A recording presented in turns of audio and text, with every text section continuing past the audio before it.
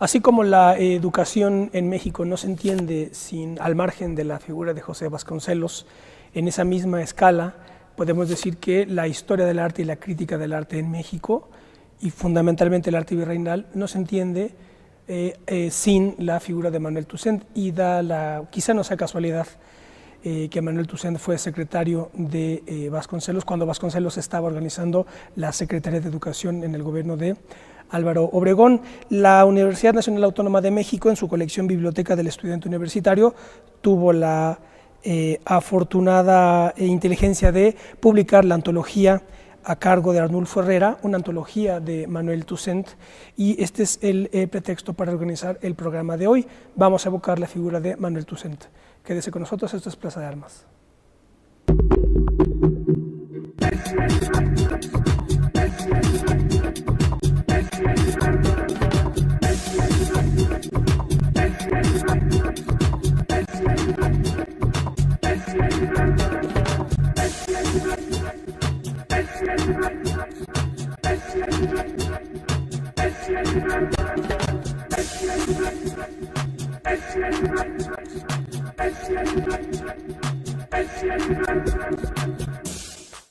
¿Qué tal? Qué bueno que están en otro programa de Plaza de Armas, aquí por Capital 21. Les recuerdo nuestra página propia, www.plazadearmas.tv, y nuestro correo electrónico, plazadearmas c21@gmail.com.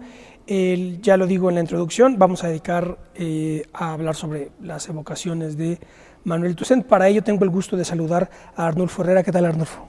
¿Cómo estás? Gracias por estar con nosotros. Arnulfo es profesor investigador en el Instituto de Investigaciones Estéticas de la UNAM, que fue una de las instituciones fundamentales creadas por Manuel Toussaint. Ya les digo, él nace en 1890 y muere en 1955, más o menos los mismos años en los que vive Vasconcelos, y así como en México se piensa, pues yo que sé, en economía, se piensa inmediatamente en Jesús Silva Herzog o en Daniel Cosio Villegas; en pintura, pues evidentemente los ya conocidos muralistas; en arquitectura igual, O'Gorman, Pani, etc. En crítica del arte, la figura fundamental es Manuel Toussaint. No se entiende la historia de la crítica de arte y de la historia del arte sin Manuel Toussaint. Y bueno, antes de entrar a grabar con Arnulfo, comentábamos que pues de la relevancia que tiene que esta colección haya incorporado dentro de su compendio a una antología como la de Manuel Toussaint. Cuéntanos un poco, empezamos por ahí quizá. Sí, la antología, la Biblioteca del Estudiante Universitario, que es la colección de estos libros pequeños, es una colección benemérita, es muy importante porque ayuda a difundir la cultura mexicana a precios muy accesibles al público en general y sobre todo a los estudiantes. Les brinda un apoyo enorme para conocer prácticamente toda la historia desde la época novohispana, desde la época precolombina. Ahí están libros tan importantes como el del doctor León Portilla, La visión de los vencidos, que es el bestseller de esta colección.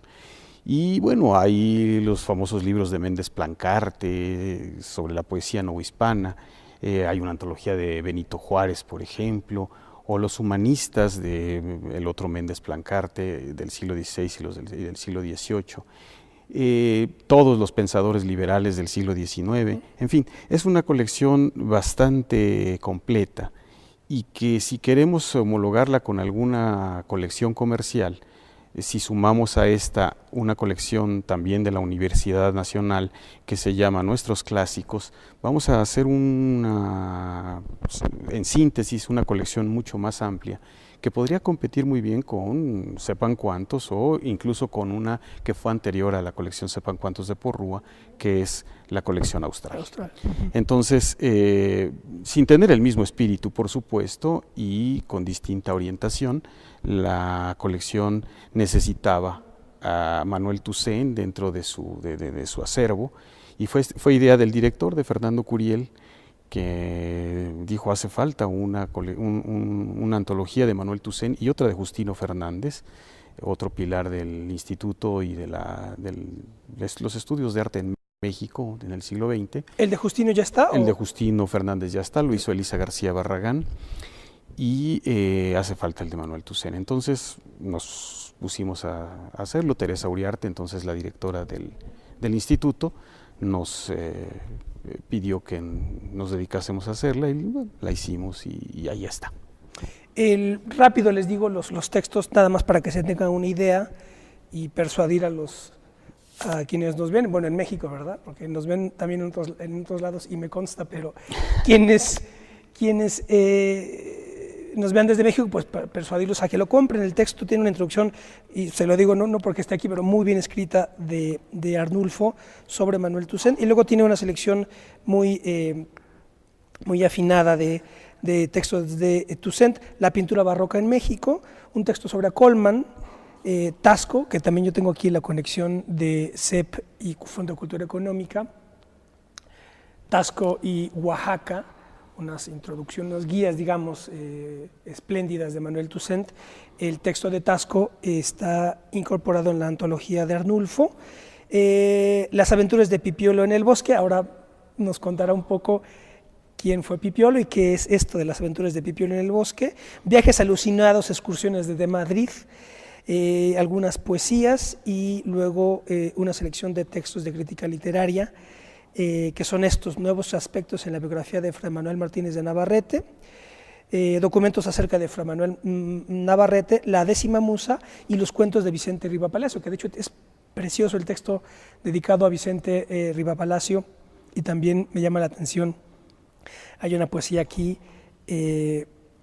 dedicada, a ver si la encuentro, no es poesía, es la que habla que viene de Galicia, y que dice que gracias Dios mío que el castellano es mi lengua materna. ¿Está en la poesía o en la...? No, es un epígrafe. Un epígrafe, ¿verdad? Es una especie de observación sobre... ¿Qué pasó ahí?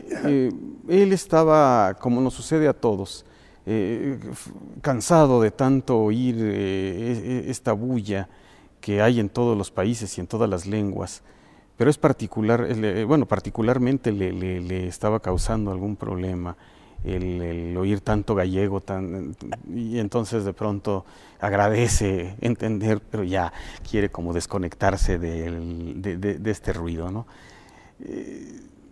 Es eso, no más. Y bueno, él narra todo lo que le sucedió en uno de sus viajes, que no fueron tantos. Él parece un gran viajero, fue viajero en México. En México, ¿no? Explorador, pero al extranjero en realidad debieron haber sido un par de viajes a lo sumo, de una manera bastante provechosa, por supuesto, pero no fue un gran viajero, pese a que en aquella época había posibilidades de viajar con el presupuesto público. Él no se valió de eso y bueno, ya en su último viaje fue a donde ya no volvió, se quedó en Nueva York. Una diabetes mal cuidada. Y ahí muere, ¿verdad? Él murió, sí. Después de hacer el viaje, que fue en aquella época eran de 2 o 3 meses, no son como los de hoy que todos vamos 15 días, porque es comercialmente hablando lo costeable. Sí, los boletos de avión, todo es así, y entonces vamos 15 días para congresos, y entonces en un término de 15 días hemos aprendido a tomar notas y hacer todo lo necesario. En aquella época era diferente, pero él nada más hizo 2, en cambio nosotros hacemos como 4 o 5 al año. Claro, es que aquí está, dice plegaria al salir de Galicia, no lo voy a leer todo, pero dice: gracias Dios mío porque al fin me has librado del cotidiano caldo gallego, gracias Dios mío porque las mujeres de León no tienen las piernas disformes y gordas. Y luego, en fin, dice más así y termina: gracias Dios mío porque hablo el castellano como lengua materna. Y esto me acordé de una parte precisamente de Vasconcelos, lo comenté en otro programa aquí, no recuerdo con quién. Vasconcelos, pues me parece que en El desastre, en el proconsulado, el último, antes de la flama, que cuenta que fue a un evento ahí, me parece que en Madrid, con escritores, ¿no?, hispanoamericanos, y entonces que estaba Unamuno, Valle Inclán y tantos otros. Y entonces que muy extraño, bueno, cuenta Vasconcelos que con extrañeza vio que, como estaban en plan hispanoamericano, pues cuando habló Unamuno y Valle Inclán, los dos reservaron un espacio en su discurso para recordar que, bueno, pues que su lengua en el fondo materna es el gallego, y Unamuno lo propio con el vasco, ¿no?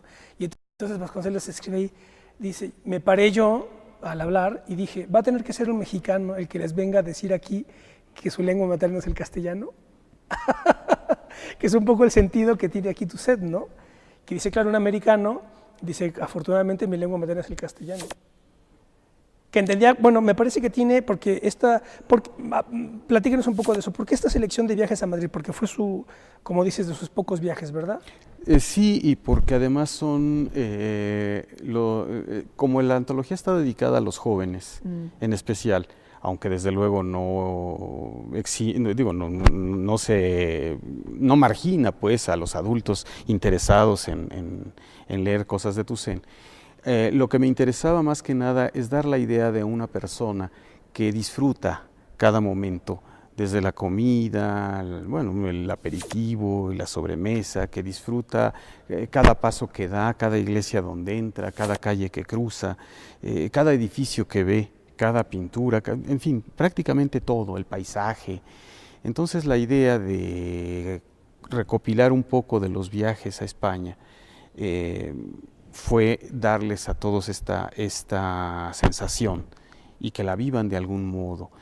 El placer de viajar, pues, de viajar bien, claro. No de correr como sucede en las excursiones de los turistas actuales, los van jalando de un lado a otro, los llevan, les hacen visitas guiadas rapidísimas y malas, y es muy distinto a este ritmo que va llevando Toussaint en sus viajes, como en el Taxco, ¿no? En Taxco va disfrutando calle por calle, fuente por fuente, todavía mucho más detallado, pero esa fue la idea con la selección de estos viajes. Desde luego hay muchos más lugares y hubo más eventos y algunos de ellos chuscos, pero no quise hacer eso, quise nada más dar esta idea de una persona que sabe paladear cada instante en donde se encuentre. Claro, es la impresión que da. Hay una parte en la introduccción de Arnulfo que cita a Francisco de la Maza, su mejor discípulo, nos dice Arnulfo. Sintetiza muy bien el significado que tiene para los mexicanos el arte colonial. Quiero destacar esto para que nos lo explique un poco más.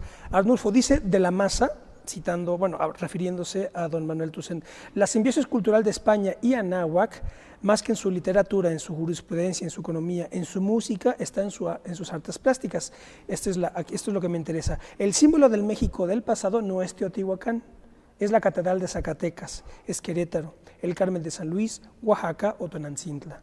Españoles, criollos, indios y mestizos dejaron el sello de 300 años de fecunda historia en las piedras y en las maderas doradas, más que en los poemas, los libros y las tesis doctorales de los siglos coloniales. Es un núcleo central de la perspectiva que Manuel Toussaint cristaliza a lo largo de toda su obra, ¿no? Es decir, que el arte virreinal es la fuente de la identidad mexicana, más o menos, ¿no? Sí, lo que pasa es que uno de los problemas centrales del siglo XX en el ámbito cultural, puesto en el centro por Samuel Ramos en el perfil del hombre y la cultura en México, espléndidamente desarrollado por Octavio Paz en El laberinto de la soledad, es esta búsqueda de identidad en lo mexicano. Con los años de liberalismo y los años de priismo, se negó rotundamente a la colonia y se trató de restablecer esta idea algo torpe de que los mexicanos actuales somos descendientes de Cuauhtémoc, cuando en realidad cuando llegaron los españoles aquí se encontraron con un promedio de 100 culturas diferentes, cada una con su lengua propia. Entonces, si nosotros nos creemos descendientes de los indígenas, ¿de cuáles? En el Valle de México habría una buena cantidad, por lo menos una docena de pueblos de habla náhuatl diferentes y enemigos entre sí. Entonces, esta búsqueda de identidad del siglo XX también se manifiesta en el ámbito artístico. Y Manuel Toussaint encontró que la síntesis de lo que es mexicano realmente es el barroco. México es, o los mexicanos, somos barrocos al preparar nuestra hamburguesa o al hacer una película como El Tunco Maclovio. Lo digo porque algunas críticas fueron en ese sentido, de que fue una película barroca, fue un western mexicano, y por mexicano es sumamente abigarrado. Entonces, Toussaint lo advirtió desde antes, descubrió que lo mexicano no son las pirámides, están en México. y forman parte de nuestro pasado y están en nuestros nombres. Los nombres indígenas se funden en los pueblos, San Cristóbal, Ecatepec. O sea, tenemos dos posibles, pero no significa que eso, los sustratos culturales que poseemos, nos estén dominando los sustratos indígenas. Hablamos castellano, somos de alguna manera mucho más españoles en ese sentido, ¿no? Lo hablamos como lengua materna. Lo hablamos como lengua y tenemos la religión sí. y tenemos muchas más cosas, instituciones jurídicas, incluso pensamiento. Entonces, pero tampoco somos españoles. Entonces, somos distintos. Lo advirtieron los criollos ya desde el siglo XVI. Los primeros mexicanos no son los indios. Los primeros mexicanos son los hijos de los conquistadores que empiezan a verse desplazados por los recién llegados españoles que sin ningún mérito tenían mejores fortunas. Al finalizar el siglo XVI, los hijos de los conquistadores, la gran mayoría, son pobres y están marginados ya por las mismas leyes, y entonces los méritos de sus padres se perdieron. Entonces empiezan a sentir este resquemor que a la larga va a ser el motivo de la independencia de México. Hidalgo y Allende son criollos. Entonces los primeros mexicanos son estos, hijos de los españoles, y esos son los que dan a la nación el formato que tenemos. Y entonces no venimos de los indios solamente, también los criollos, también esta parte, y ellos son los que consolidaron, inclusive la fe de la Virgen de Guadalupe es totalmente criolla. Claro. Entonces, Toussaint, Justino, el propio Paco de la Maza, creen perfectamente en esta tesis y la llegaron a desarrollar de varios modos, sobre todo de la Maza. Hay un componente que me parece fundamental señalar, que es esta dialéctica que evidentemente a veces no se tiene, me parece a mí, conciencia plena de esto, pero es la dialéctica entre la masonería y el mundo católico. Y me parece a mí que cuando encuentro tesis de esta naturaleza, que yo comparto evidentemente, se ve ahí el nervio católico, que es el que permite interpretar mucho, no todo, pero por lo menos en este punto, no sé qué te parezca, porque esta crítica a la colonia y esta recuperación indigenista y la crítica a la Iglesia Católica van de la mano, y entonces estas recuperaciones pueden apreciarse a esa escala.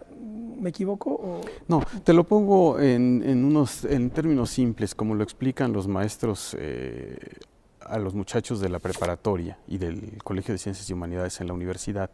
Los liberales son una especie de burguesía mexicana que no tiene capital y buscan el capital, los liberales decimonónicos, y buscan su capital en donde está, lo tiene la Iglesia. Expropiándole los bienes a la Iglesia, tienen capital y son los que desarrollan a la nación una vez que se lo han quitado, si lo queremos ver así de simple. Claro.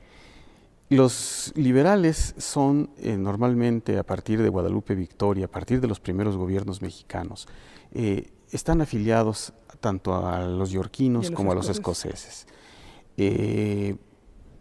Son parte de la política también estos bandos. Sí, claro. Aunque no se manifieste. Es que no se manifiesta y esto no se explica fuera de eso, a mi juicio, ¿no? Claro. Entonces, esta negación de lo español es porque van a fundar una nación nueva. Y cuando adoptan el mundo indígena, tampoco adoptan a todo el mundo indígena. Sobre todo son fanáticos de los tlaxcaltecas. Xicoténcatl va a sustituir a Cuauhtémoc. ¿Por qué? Porque Tlaxcala era república.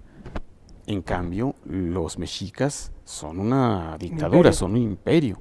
Y por supuesto, ellos están con la democracia. Que quién sabe qué tan democrática haya sido la República de Tlaxcala, claro. Pero por lo menos el hecho de haber sido una república, es decir, donde se discutían las cosas y había un senado y todos estos elementos, es lo que permite pues a los liberales adoptar esta idea. Más adelante se vuelven a integrar, naturalmente, todos los héroes que participaron, sobre todo que defendieron a México Tenochtitlan, pero hay una negación, digo, estas manifestaciones de la gente contra un monumento a Cortés, por ejemplo, o contra los españoles. Bueno, hubo españoles de una crueldad brutal con los indios, ahí están, Sí, eso no se niega, y el claro. fundador de Nueva Galicia, Pedro de Alvarado, por ejemplo, o Nuño de Guzmán, peor, son terribles, sí.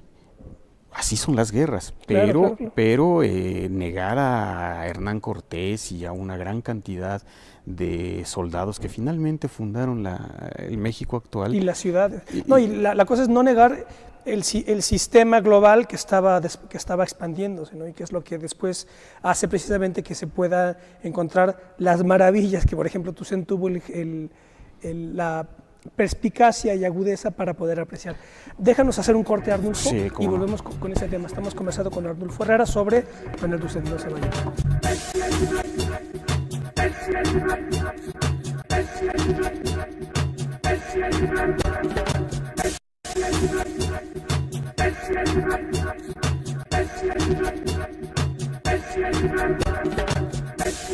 Bueno, ya estamos de vuelta, esto es Plaza de Armas, estamos conversando con Arnulfo Herrera sobre Manuel Toussaint. La Biblioteca del Estudiante Universitario de la UNAM acaba de editar, bueno, sí, en noviembre de 2006 salió el libro, una espléndida antología a cargo de Arnulfo sobre Manuel Toussaint, que es la institución, la figura que organiza los estudios del arte en México. Tengo aquí también, nada más un poco como referencia para también quien tenga interés, Historiadores de México en el siglo XX, compilado por Enrique Florescano y Ricardo Pérez Monfort. Es un libro espléndido también de semblanzas de los grandes historiadores del siglo XX, y el dedicado a Manuel Toussaint está escrito por Jorge Alberto Manrique, así que también pues quien tenga interés en profundizar en Toussaint mismo y en todos los historiadores importantes pueden también llevarse este. Estábamos comentando esto de la idea de que muchas cuestiones solamente pueden apreciarse a la luz de otras dialécticas como esta de masonería, católicos, etcétera, y cómo Toussaint es católico, si no me equivoco, y precisamente se ve inmediato cómo él entiende toda la grandeza que estaba plasmada en estas estructuras histórico-culturales y artísticas. ¿Cómo se recibió la tesis de que la identidad mexicana es virreinal en los momentos en que los digo, que era cuando estaba la Revolución Mexicana y, ¿verdad? Y toda la plana mayor de la masonería ahí en el gobierno? No, no se recibió, simplemente no se le hizo caso, es decir, de la masa trata de destacar en el pensamiento de Toussaint este núcleo. Es obvio que ni siquiera en nuestros días hay esta idea, esta creencia, es políticamente incorrecto. No, simplemente no sentimos que alguna de estas catedrales barrocas sea la representación de nuestro verdadero carácter nacional. Nuestra identidad, la gran mayoría de los mexicanos sigue siendo, sigue teniendo como referente el mundo prehispánico, y una cantidad cada vez mayor se empieza a reconocer la paternidad española en esta parte, lo cual tampoco tiene mucha importancia. La tuvo en el siglo XX porque fue medular ese problema en ese momento.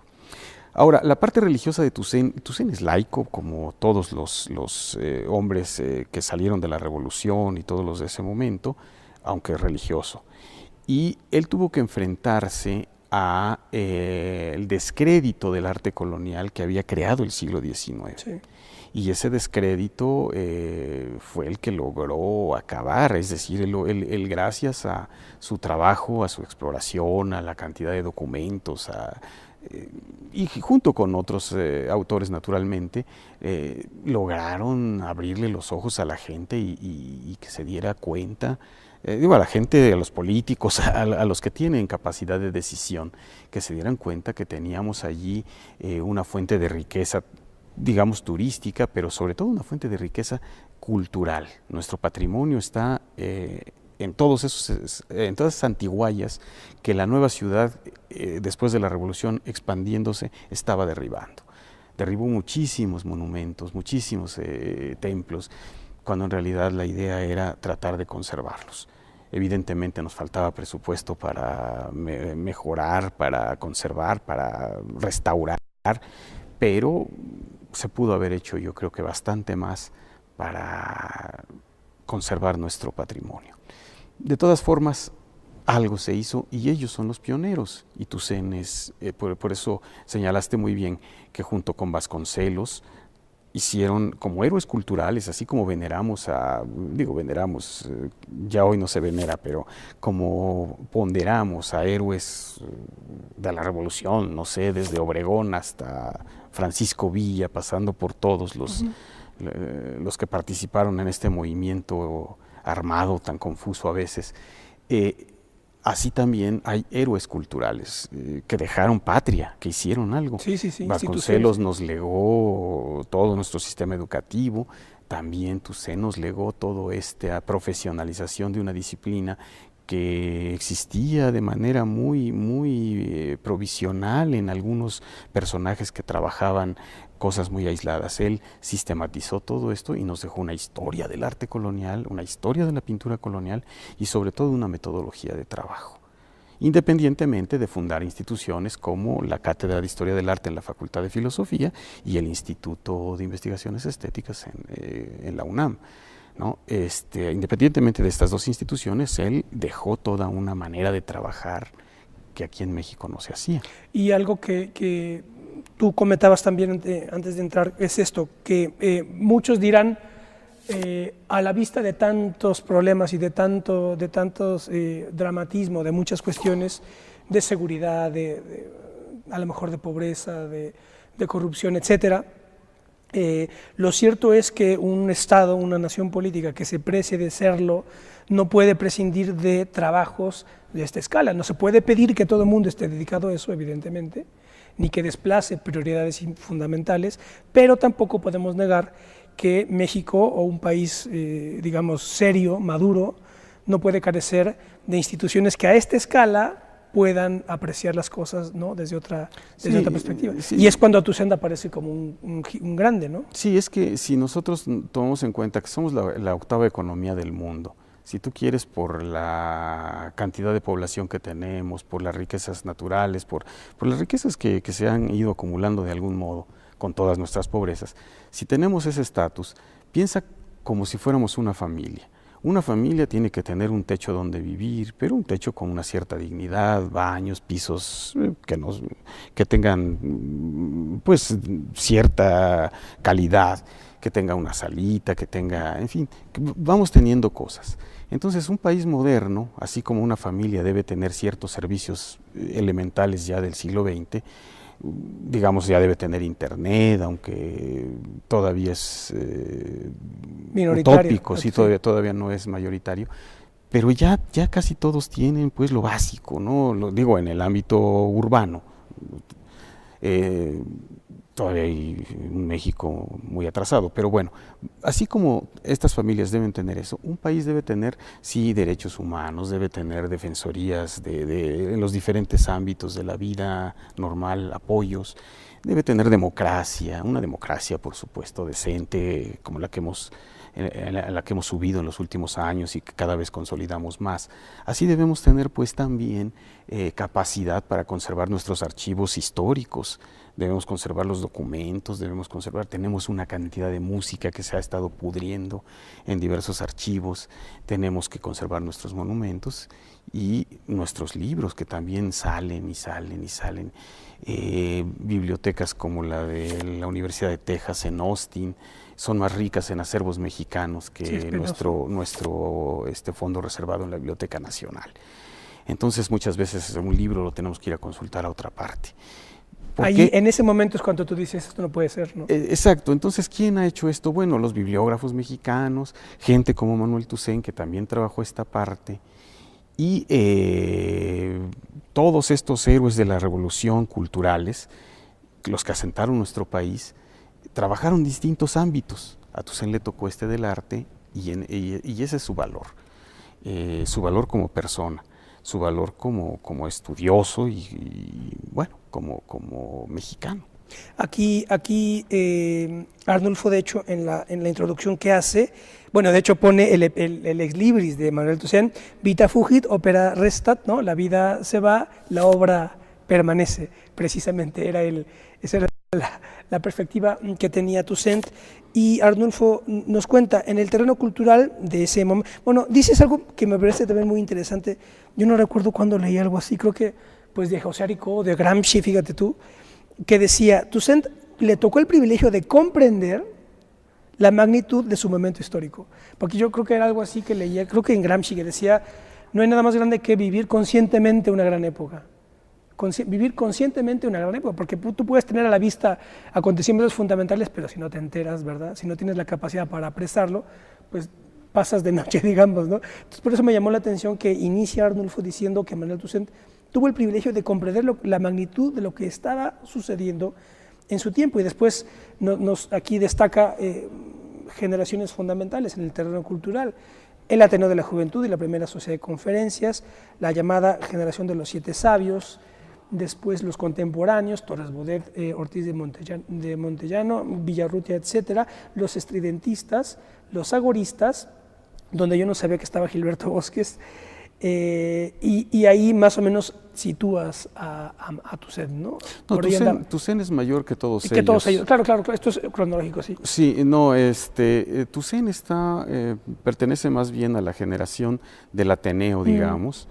No destacó mucho en el Ateneo. Es un hombre, como diríamos, que trabaja en tono menor bien, siempre muy firme, muy seguro. Es mayor, entonces él ya tiene 40 años cuando los contemporáneos tienen 20 menos que él, ¿no? Pertenece pues a otro grupo. Esto sí, que claro, dices, no, yo me digo aquí, tú lo citas, sí, claro, cronológicamente, no, él es de la generación de la Ateneo. Esto que dices de la que vio su momento histórico, Borges lo dice de una manera más bonita. Habla de la crucifixión y de gente que pasó por allí en el momento en que crucificaron a Cristo, y dice, bueno, él asistió allí, pero no vio la crucifixión. Es decir, vio crucificar a alguien, se crucificaba a mucha gente, claro, pero no vio esa crucifixión. Entonces es muy probable que todos podamos asistir a la crucifixión y no verla, porque realmente unos cuantos la van a ver solamente, ¿no? Es natural. Nosotros no sabemos ahora que estamos asistiendo a algo y estamos pasando por ahí. Entonces, realmente se requiere o una inteligencia especial o una sensibilidad especial, o a lo mejor tampoco la vio y simplemente trabajó como si la hubiera visto. Claro, tú estás aquí interpretando también. Cierto. Entonces, sí. Pero está bonita esta idea, creo que es mucho más clara, ¿no? que la que yo dije. Pudiste haber estado frente a Cristo y no lo viste. Sí. Y hubiera pasado, te lo aseguro. Entonces, ahí tenemos algo. ¿Lo comprendió por qué? Pues porque se puso a hacer algo que hacía falta. Así como Bill Gates un día dijo, pues yo voy a ponerle un sistema operativo a la IBM, y compró por ahí una cosa, la armó más o menos con otro socio y le vendieron a la IBM esto, y ve lo que salió, una empresa impresionante. Fíjate, en este mismo sentido también recuerdo otra cosa que también en otros programas he dicho, pero porque no está de más recordarlo. En este sentido también, en la correspondencia de Daniel Cosío Villegas con Alfonso Reyes, hay una parte en la que le dice Cosío Villegas, le dice, mire, usted y yo no somos iguales. Estaba hablando generacionalmente, dice, los estragos que en nosotros causó la revolución, fíjate que él no participa realmente, pero Cosío Villegas le decía, los estragos que en nosotros causó son tremendos. Y se lo decía en el sentido de que ellos tenían la urgencia de construir cosas, de que no podían dejar que todas las batallas y toda la sangre derramada desembocara en nada, ¿no? Entonces también hablaba de esa idea de que aquí hay que hacer algo, y por tanto, y que luego lo dice Alfonso Reyes también, toda herencia es una responsabilidad. Sí, bueno, a Reyes le tocó bastante un estrago mayor, mataron a su padre en la Decena Trágica, entonces, bueno, ¿qué más? Y tuvo que ponerse a trabajar porque hasta antes era un poco como Junior, hijo de un gobernador, en fin, y de un hombre muy importante, el sustituto natural de don Porfirio. De pronto se acabó todo y para Reyes fue una transformación radical. Quién sabe que no le causó estragos. Bueno, pero en términos generacionales es verdad. La generación que emana de principios de siglo tiene que construir al país. Los contemporáneos hicieron al país de algún modo. Los contemporáneos, me refiero a los que trabajaron en la revista Contemporáneos, y son los que realmente están en en el centro de la cultura del siglo XX, los primeros 50 años, todos ellos aparecen en todas partes, ¿no? Y los que en instituciones de gobierno, en ¿verdad? instituciones del gobierno o corridos de las instituciones del gobierno por este asunto de aquella revista que dijo 3 palabras o 4 malas a Mayén, y entonces les quitaron la dirección de literatura de Bellas Artes. En fin, no importa. De todas maneras, esta generación es realmente la que pesó y la que hizo todo. Torres Bodet es el único afortunado que se nació con buena estrella. Y que nació con biografía, ¿no? Nació con todo. Entonces él es otra cosa, pero también hizo un buen trabajo en donde anduvo. Claro. A este respecto, cuéntanos más o menos cómo discurre la vida de Toussaint en este sentido. No, Toussaint es un hombre bastante más modesto en ese sentido, no tenía ambiciones de esa naturaleza.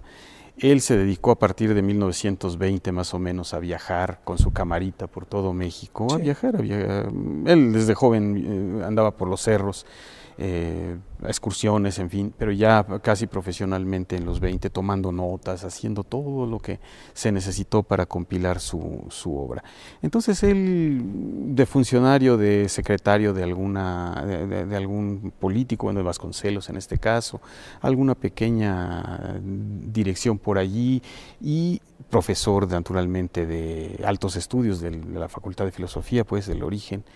De allí hizo la propuesta del laboratorio de arte, de construirles el laboratorio de arte, que en poco más de un año se consolidó. Así nació el instituto. Los institutos en la UNAM vienen de las secretarías de Estado, es decir, la Secretaría de Agricultura tenía por ahí a un señor que les decía algo del clima, y otra secretaría duplicaba esta función. En algún momento alguien organiza y dice, ¿para qué tenemos a este consultor de monumentos históricos aquí y tenemos otro aquí? Vamos a juntar por áreas. Entonces aparecen los institutos, había asesores jurídicos, el primer gran instituto es Jurídicas, desde luego. Después aparece, Estéticas es uno también de los antiguos. Son 3 o 4 profesionales que se juntan y que trabajaban en secretarías de Estado. Y así nacieron los institutos. Por eso hoy nadie se explica por qué esta élite o por qué, no es élite. Llegaron ahí, no tenían dónde ponerlos y la universidad los acogió. Y así nació. Como los investigadores en estado puro, ¿no? En estado puro. Que claro, ellos daban sus clases por gusto, a su modo, y se mantuvo así hasta las reformas del doctor Barnés, en las que es obligatorio prácticamente que todos los investigadores demos clase, pero es la figura pura, no hay nada de profesor investigador como en todo el mundo. Yo no he visto en ninguna parte del mundo, y mira que conozco casi todo, lugares a donde hay investigadores puros. Y nosotros los tenemos, ya no tan puros por culpa de Barnés, pero no importa, qué bueno y así nacieron. Él entonces fundó el Laboratorio de Arte, se constituyó en el Instituto de Investigaciones Estéticas, y tal vez, yo sospecho que ahí hubo una mala jugada de alguien. Él no fue el primer director, fue Rafael López, un poeta guanajuatense mayor que Toussaint, a quien Toussaint respetaba mucho, por supuesto, y apreciaba, y él hizo lo que pudo también Rafael López, ¿no? Duró poco más de un año. Y luego queda ya Toussaint. Y luego ya Toussaint se hizo cargo ya del instituto. Por cierto, el primer secretario académico del instituto fue Moreno, se me ha ido ahorita el nombre, que es el papá de Alejandra Moreno Toscano. Salvador Toscano. No. Manuel debe ser. Manuel Moreno Sánchez. ¿No? Manuel Moreno, sí. Entonces, trabajaron juntos y hicieron un número de la revista Anales, que nace con el instituto pegadita, y bueno, hicieron cuanto se pudo, pero no eran profesionales, es decir, no estaban en esto como Manuel Toussaint. Entonces, de manera natural, Manuel Toussaint asumió el cargo por ahí de 1936 y hasta 1955, en que murió, dejó el instituto. Después ya se reglamentó, ahora lo más que se puede ser director es un periodo de 8 años, más bien 2 de 4, que es lo que permite una reelección en la UNAM, que es la autorizada por nuestros reglamentos. Entonces, todo este tiempo el instituto progresó, creció mucho, eran unos cuantos, pero parecían una multitud. y se dio a conocer en todo el mundo. Entonces, este Instituto de Estéticas es de los pioneros, digamos, de los institutos de la UNAM. Es de los primeros institutos, sí, de los primeros. El Instituto de Estéticas, del Instituto de Estéticas nació el de Históricas, es el papá de Históricas, aunque se enojen mis vecinos, y de Históricas nació Antropológicas. Entonces ya tenemos hasta... ¿Y Jurídicas también dices que era de los primeros? Jurídicas es de los primeros, sí. Jurídicas siempre ha sido un instituto muy grande y con un potencial inmenso. Claro. Jurídicas maneja publicaciones, un presupuesto, digo, acorde pues con sus dimensiones intelectuales y con sus dimensiones y la relevancia política que tiene, también tiene mucha vinculación con poder judicial y política. No, y han sido gobernadores algunos de ellos y secretarios de gobernación inclusive. Y bueno, procuradores. Procuradores, y por supuesto. No, sí, son gente importante y son gente que trabaja mucho. Bien, vamos a hacer otro corte, Arnulfo, permítenos. Bueno, vamos a hacer un corte más. Estamos conversando con Arnulfo Herrera sobre Manuel Toussaint. No se vayan.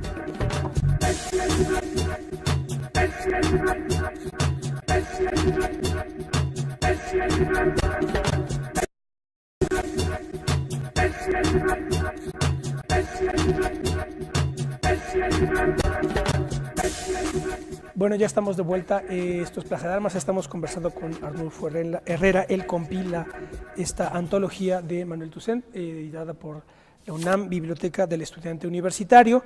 Y ya en estos más o menos 10 minutos que nos queda, valdría la pena destacar algunas cosas importantes de la compilación.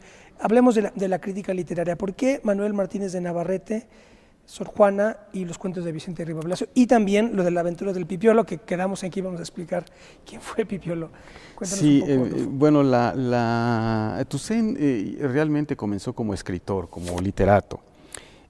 Publicó su primera publicación desde 1914, ya no tan joven, porque ahora se publican mucho más jóvenes, y hubo jóvenes también en aquella época que publicaron antes que él.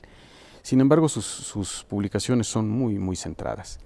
Quisiera señalar que hacia la segunda década del siglo XX, Sor Juana no era la figura que es hoy. Era una figura denostada, era una figura bastante disminuida por la crítica decimonónica. El propio Altamirano no le tenía mucho aprecio.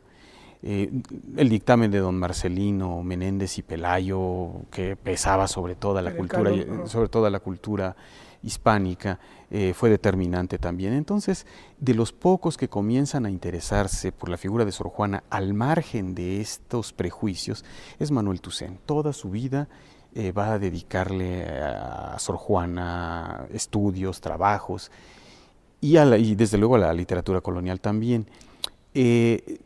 La antología de Toussaint es una antología pionera en ese sentido. Y desde luego sus estudios sobre Sor Juana. Por eso era necesario antologarlos, porque aun cuando han sido superadas muchas cosas, Toussaint sigue manteniendo esa perspectiva ajena por completo a la denostación de los decimonónicos. Claro, porque el texto, perdón, nada más para precisar, el texto que incorpora Arnulfo es Sor Juana Inés de la Cruz, obras escogidas, respuesta a Sor Filotea de la Cruz, poemas, edición y prólogo de Manuel Toussaint, México, 1928. Sí, de las primeras. Entonces, bueno, para ir con el otro punto, Manuel Martínez de Navarrete es un fraile franciscano de finales del siglo XVIII y principios del XIX.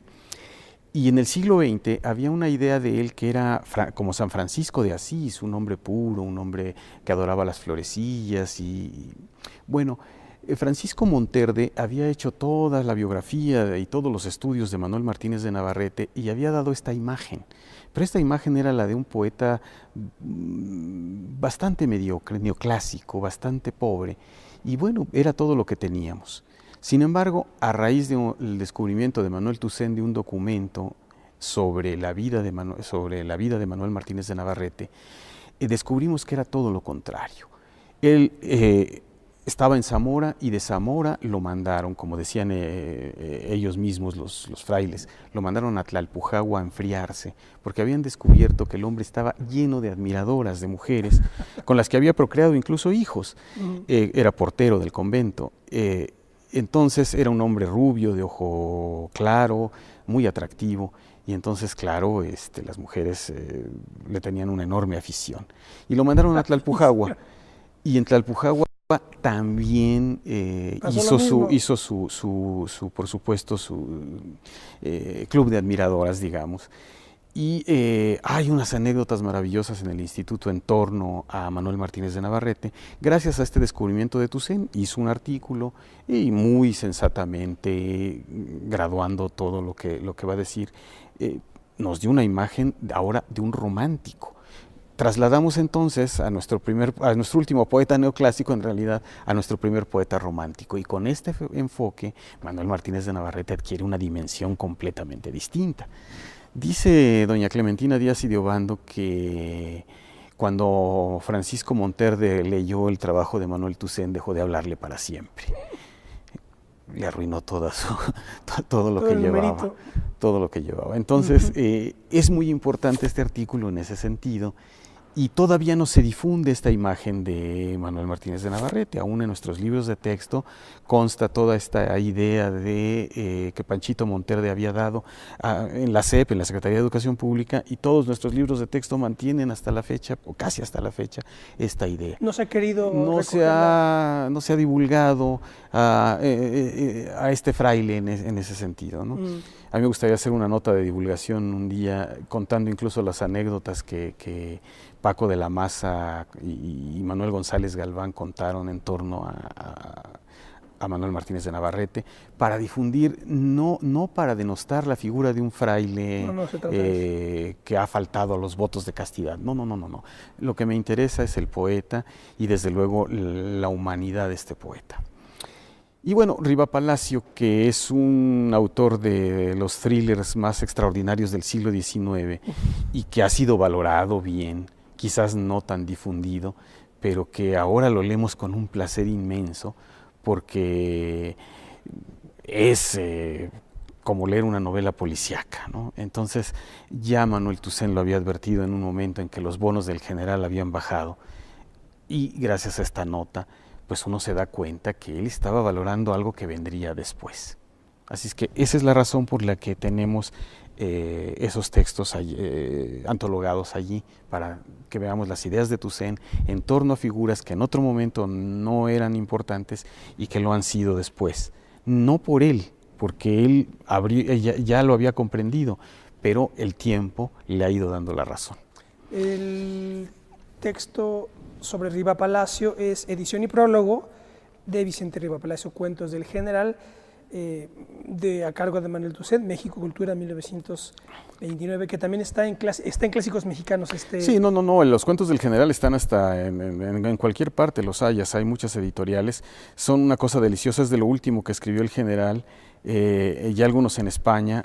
Hay unos maravillosos y hablan de costumbres. El general fue también poeta, poco conocido como poeta, y hizo bromas también espléndidas que quizás le podríamos hacer un programa al general Riva Palacio maravilloso, porque verdaderamente es uno de los hombres más impresionantes. Yo acabo de publicar un texto sobre él, pero bueno, sobre una novela que es sobre Guillén de Lampart, que es nuestro, según algunos, el primer intento de independencia. Bueno, es una exageración, pero eso es. Entonces escribió una novela, pero le dio un carácter de Don Juan. Entonces yo trabajé sobre esta parte, pero eso no tiene relevancia. Lo que tiene relevancia es que Toussaint prologó varias cosas para la Editorial Cultura, porque son los fundadores de la Editorial Cultura, no él, pero trabajó en esta fundación y hizo muchos prólogos para la edición de alguna de las obras allí. Y estas ediciones entonces destacan por sus prólogos, ahí hace sus estudios, y en fechas tempranísimas nos está dando ya las ideas que hoy son corrientes, claro. Y que se han tardado ¿cuántos años en salir a flote? La novela. Pipiolo. La novela es importante. ¿Quién es Pipiolo? Bueno, para empezar ya se olvidó que los apodos de hace muchos años son tan diferentes. Yo me acuerdo de los apodos de niño, eran el pipiolo, el ganso, bueno, el mono o el piteco, así, el chale, para los que tenían los ojos rasgados. Ya desapareció todo eso, hoy naturalmente cambian las cosas. Entonces Pipiolo es un niño sietemesino, Cualquier muchacho flaquito Enjuto, es un pipiolo. es un pipiolo, así se les llamaba. Y el Pipiolo Cisniega, el personaje de esta novela, le pasó una cosa maravillosa, y esta es literatura infantil que también está de moda. Toussaint hace una cosa de literatura infantil cuando todavía la literatura infantil no, se hacía literatura en general, pero literatura infantil tal como hoy la conocemos, no. Y ahí está otro adelanto de Toussaint. Cisniega, el niño, el personaje, va a Chapultepec, como todos los niños hasta cierta edad, de entonces, no sé desde qué año, el bosque de Chapultepec dejó de ser el gran atractivo, pero todos los niños, yo me acuerdo cuando yo era niño, y lo más importante era los domingos ir a Chapultepec.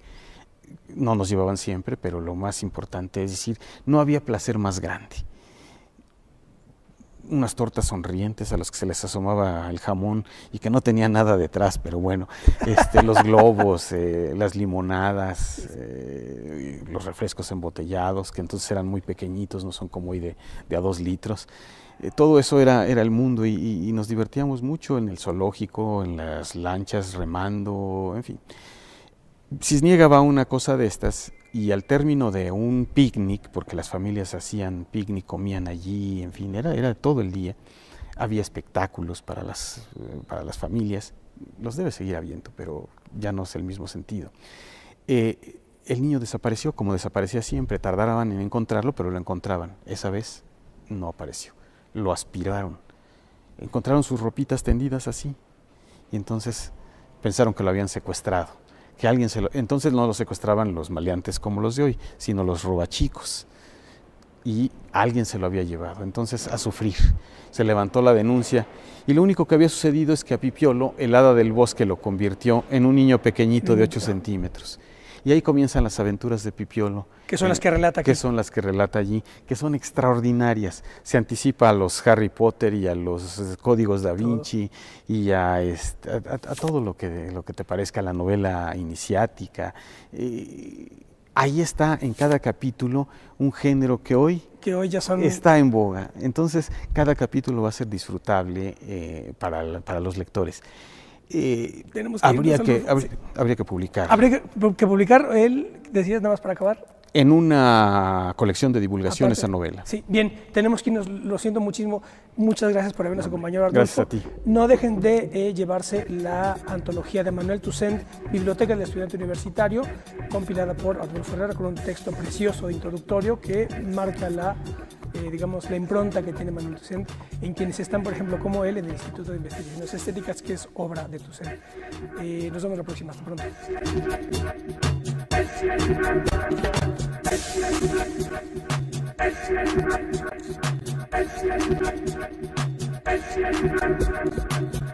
Nace en 1890 y muere en 1955, más o menos los mismos años en los que vive Vasconcelos. Y así como en México se piensa, pues yo que sé, en economía, se piensa inmediatamente en Jesús Silva Herzog o en Daniel Cosio Villegas. En pintura, pues evidentemente los ya conocidos muralistas. En arquitectura igual, O'Gorman, Pani, etc.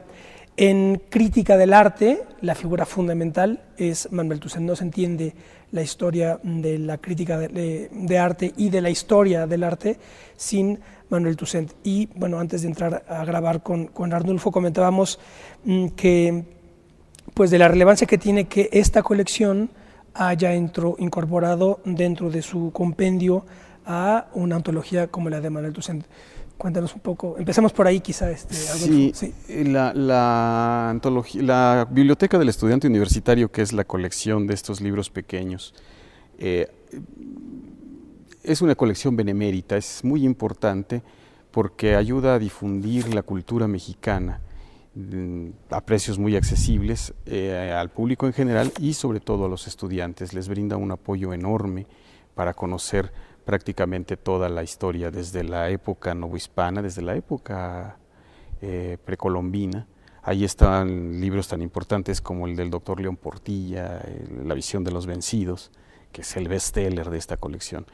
Y bueno, hay los famosos libros de Méndez Plancarte sobre la poesía novohispana, hay una antología de Benito Juárez, por ejemplo, o los humanistas el otro Méndez Plancarte del siglo XVI y del siglo XVIII, todos los pensadores liberales del siglo XIX, en fin, es una colección bastante completa y que si queremos homologarla con alguna colección comercial, si sumamos a esta una colección también de la Universidad Nacional que se llama Nuestros Clásicos, vamos a hacer en síntesis una colección mucho más amplia que podría competir muy bien con Sepan Cuántos o incluso con una que fue anterior a la colección Sepan Cuántos de Porrúa, que es la colección austral. Entonces, sin tener el mismo espíritu, por supuesto, y con distinta orientación, la colección necesitaba a Manuel Toussaint dentro de su acervo, y fue idea del director, de Fernando Curiel, que dijo hace falta una antología de Manuel Toussaint y otra de Justino Fernández, otro pilar del instituto y de los estudios de arte en México en el siglo XX. ¿El de Justino ya está? El de Justino Fernández ya está, lo hizo Elisa García Barragán, y hace falta el de Manuel Toussaint. Entonces nos pusimos a hacerlo. Teresa Uriarte, entonces la directora del instituto, nos pidió que nos dedicásemos a hacerla y bueno, la hicimos y ahí está. Rápido les digo los textos, nada más para que se tengan una idea y persuadir a quienes nos ven, bueno, en México, ¿verdad? Porque nos ven también en otros lados y me consta, pero quienes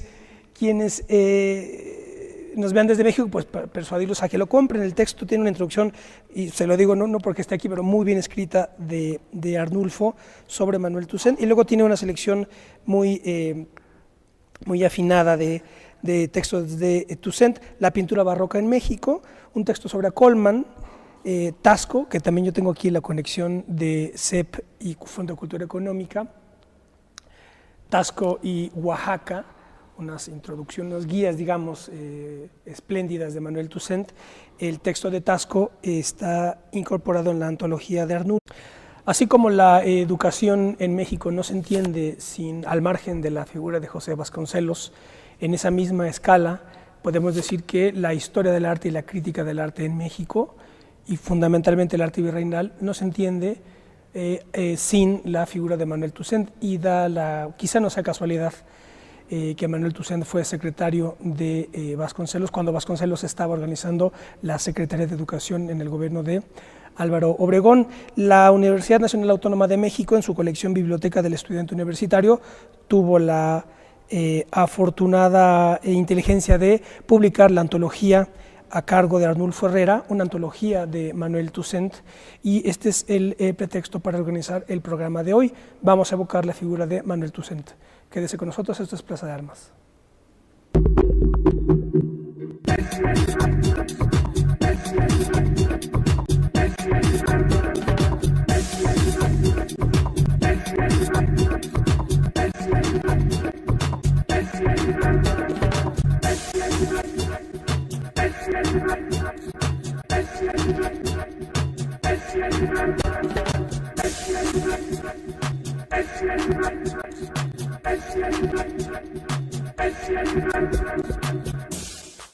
¿Qué tal? Qué bueno que están en otro programa de Plaza de Armas, aquí por Capital 21. Les recuerdo nuestra página propia, www.plazadearmas.tv, y nuestro correo electrónico, plazadearmas c21@gmail.com.